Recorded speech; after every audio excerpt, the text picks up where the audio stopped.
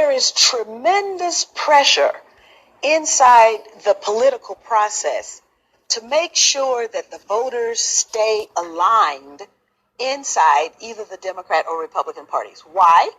Because both of those parties have been captured by special interests.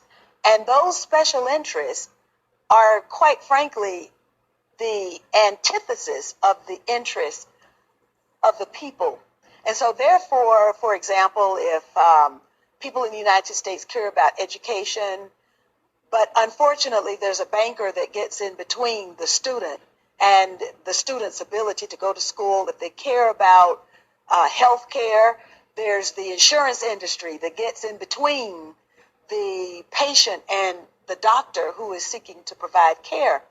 And so we have all of these special interests that have positioned themselves in between the political decision makers and the people themselves. The process now is more responsive to those special interests than it is to the values and the wishes of the American people. When I first went to Congress, I did not go to Congress to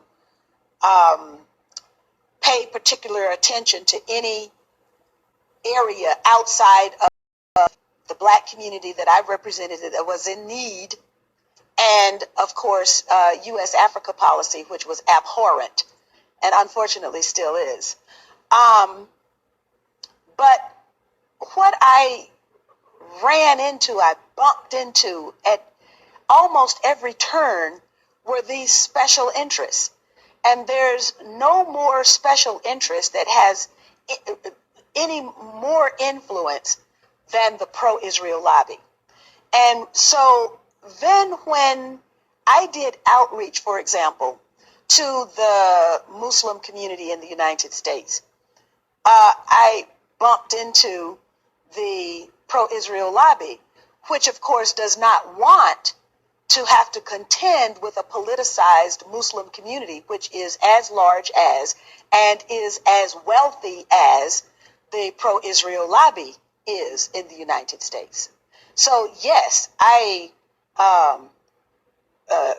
first-handedly and also frontally was assaulted by the presence of the pro-Israel lobby to such an extent. Physically assaulted? Well, politically assaulted, okay, to such an extent that my father had to ask the question publicly, what does Stone Mountain, Georgia have to do with Israel? What I was doing was servicing the needs of my constituents. And I was not allowed to do that because I did not toe the line on U.S. policy for Israel. What line is that they wanted? Were you told directly that you had to toe a line, or explain that to me? Well, every candidate for Congress at that time had a pledge. They were given a pledge to sign. And I was new on the scene. And so the pledge had Jerusalem as the capital city, the military superiority of Israel. American Congress people have to sign this pledge. Yes, you sign the pledge. If you don't sign the pledge, you don't get money. So, for example, it was almost like water torture for me. My parents observed this. I would get a call, and the person on the other end of the phone would say, I want to do a fundraiser for you. And then we would get into the planning. I would get really excited because, of course, you have to have money in order to run a campaign.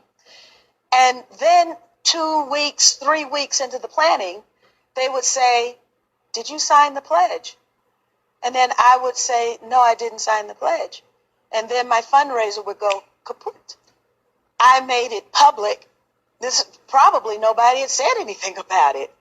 But I made it public, and then, the excuse was, well, those were just overzealous advocates for Israel. So then the tactic changed. And but this is what is done for 535 members of the United States Congress. 100 senators, 435 members of the House of Representatives have to now write a paragraph, which basically says the same thing. So it's not a pledge, but it's a paragraph, and you post it. And, you know, there are these forums you have to go to at the synagogues or whatever. And then, you know, if you don't perform appropriately, then you don't get money to run your campaign. The problem is that it requires an awful lot of money to run a campaign. And whether it's a woman's organization, an environmental organization, people can read about this on the internet if they're interested.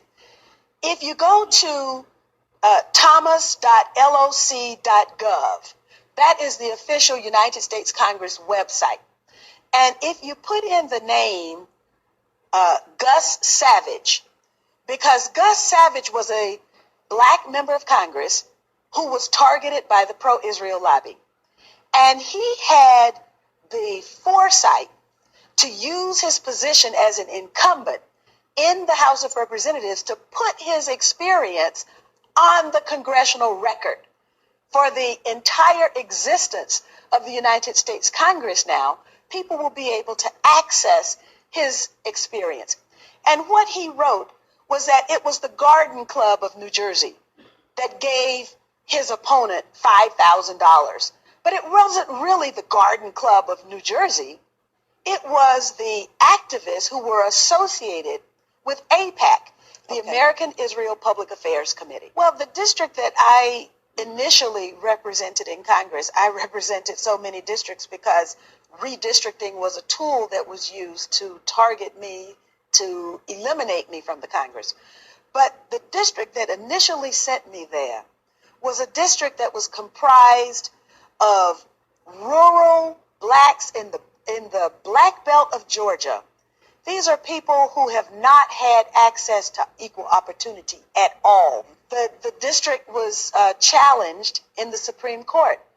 And with the assistance of the Anti-Defamation League, the district was dismantled.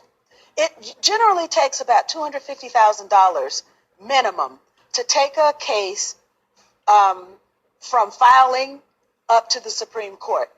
And the people who filed the lawsuit to dismantle they challenged my ability to represent the people of that particular district.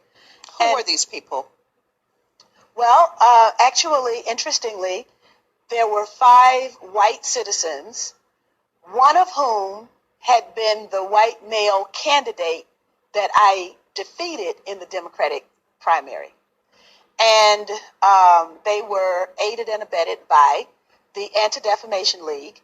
And when the case arrived at the Supreme Court, interestingly, on the same day as an environmental case, the Spotted Owl case, the Supreme Court decided that the habitat for the spotted owl should be protected, but that the black voters in that district could have no protection.